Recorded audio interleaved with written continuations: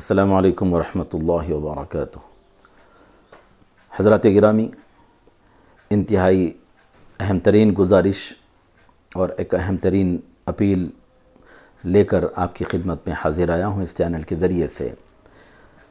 چونکہ رمضان المبارک ہے، رمضان المبارک کی مناسبت سے ہم تمام کے لیے ابھی حالیہ دنوں میں جو ہمارا اپنا ملک ہندوستان بھی بشمول ساری دنیا کووڈ-19 اور کرونا وائرس سے شدید ترین متاثر ہے، جس کے چلتے لاک ڈاؤن اور سوشل ڈسٹینس کی ہدایات جو ہمیں حکومتوں کی جانب سے ملی ہیں، اس پر ہمیں عمل پیرا رہنا ہے، اس پر سختی سے ہمیں عمل کرنا ہے، جیسا کہ ہم جب سے اعلان ہوا ہے اس وقت سے کرتے آ رہے ہیں۔ مسلمان جمعہ اور جماعت کی نمازیں بھی اپنے گھر میں ادا کر رہے ہیں۔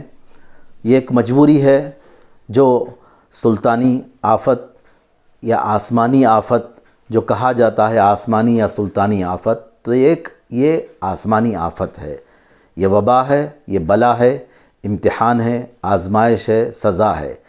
اس وجہ سے ہم اپنی جماعت کی نمازیں جو انتہائی اہمیت رکھتی ہیں، جماعت کی نماز مسجد میں ادا کرنے کے لیے، لیکن ہم اپنے گھروں میں ادا کر رہے ہیں اور کرتے آ رہے ہیں۔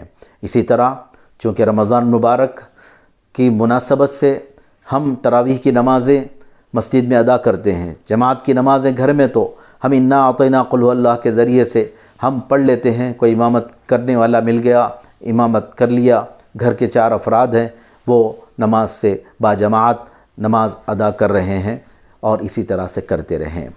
لیکن تراویح کے لیے عمومی طور پر یہ خیال آتا ہے کہ تراویح کی نماز تو مسجد میں ہی جا کے ادا کرنی ہے۔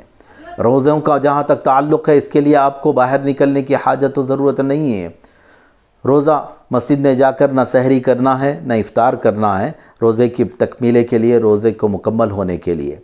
تو آپ لاک ڈاؤن ہیں اور سوشل ڈسٹینس مینٹین کرنا ہے آپ کو، تو آپ روزہ گھر پر رکھیں، روزے کا اہتمام گھر پر کریں، افطار گھر پر کریں، جماعت سے نمازیں گھر میں ادا کریں۔ ایسا نہیں کہ 4 آس پاس کے گھروں والوں کو جمع کر آپ بڑی جماعت بنا لیں، گھر کے اوپر ٹیرس پہ چلے جائیں، دالان میں جمع کر لیں، حافظ صاحب کو بلا کر تراویح کا انتظام کر لیں کہ گھر میں آپ کے 8، 10، 15، 20 آدمی کی جماعت ہو جا رہی ہے۔ قطعاً آپ اس سے احتیاط کریں۔ یہ سوشل ڈسٹینس جو مینٹین کرنے کی ہدایت ہے، اس کے خلاف ہوگا۔ اگر آپ اس کے خلاف جائیں گے تو پھر وہاں پر آپ کے لیے مشکلات کھڑی ہو سکتی۔ حکومتوں کی جانب سے باضابطہ دفعات ہیں اس سلسلے، یہ کرائم اور جرم ہے، اور اس کی بنا پر آپ کو سزا ہو سکتی، جرمانہ ہو سکتا، اور آپ کو قید و بند کی سزا بھی آپ کو جھیلنی پڑ سکتی ہے۔ خدا کے لیے آپ احتیاط کریں۔ تراویح کی نماز بھی آپ اپنے گھر میں ادا کریں، تو آپ لاک ڈاؤن پر سختی سے عمل پیرا ہو جائیں اور سوشل ڈسٹینس مینٹین کریں، تو انشاءاللہ پھر ہم جلد سے جلد ان حالات سے باہر نکلیں گے۔ کووڈ-19 سے لڑائی ہے ہماری، اور یہ لڑائی ہے تو ہم کیا نادان ناتواں، ہم کیا لڑ سکتے ہیں، اس سے کیا مقابلہ کر سکتے ہیں۔ لیکن یہاں پر جہاں پر اپنے رب سے دعا بھی کرنا ہے تو ہم کو احتیاط بھی کرنا ہے۔ احتیاط کریں اور لاک ڈاؤن پر سختی سے عمل کریں، سوشل ڈسٹینس مینٹین کریں۔